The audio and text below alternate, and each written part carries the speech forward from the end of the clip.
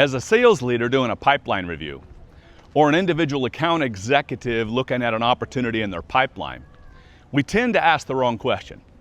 We look at an opportunity and we say, what do we need to do to close this deal, like by the end of the month? And that could be the wrong question because it tends to make us focus on then the steps that we're going to take to try to sell something, which is fine as long as it aligns with the steps that our customer needs to take in order to buy something.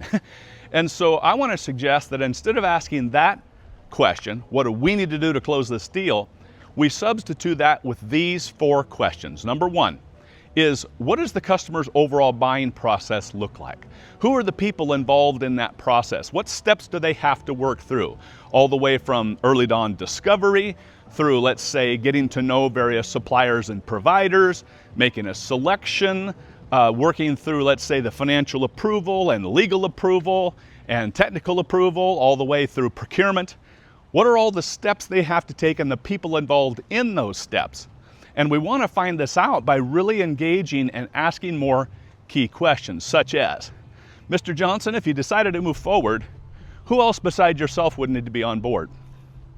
Or, I know we're not there yet, but if you made your decision, what do you have to do to get like financial approval on a project like this? Or, what's the next step that you would take in this process, Mr. Johnson, if you were in a position to make your decision today?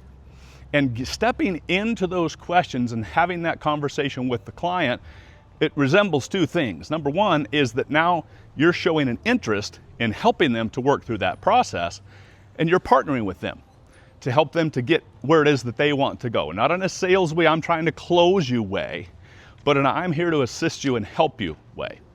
Question number 2, where are they at in that process? As I start to size up the various steps they have to work through and people that have to be involved, the next logical question becomes, well, what steps have they already taken and what steps still remain? Same kind of questions. Mr. Johnson, what have you already done? Who have you talked to? What steps have you already taken? And then what do you have to do from here? What are the next steps look like in this overall process here? The key is to help them to figure out and sort out if they wanted to move forward, how would they move forward? And then we get to question number 3. What's the next logical step that they need to take? Now I emphasize logical or reasonable because it might be unreasonable for them to jump right from early stage discovery all the way to sign a contract. So we need to figure out what's the next step they can handle, the next step they're willing to take, their next step they're in a position to take. And once we can establish that overall process, where they're at in the process, the next logical step they need to take, then we can ask ourselves the 4th question, which is, what do we need to do to help them to take that next reasonable step? It still defines the things that we're going to do to try to sell, but it's aligned and it's combined with an understanding of what they have to do internally in order to buy. This is how we partner. This is how we differentiate ourselves.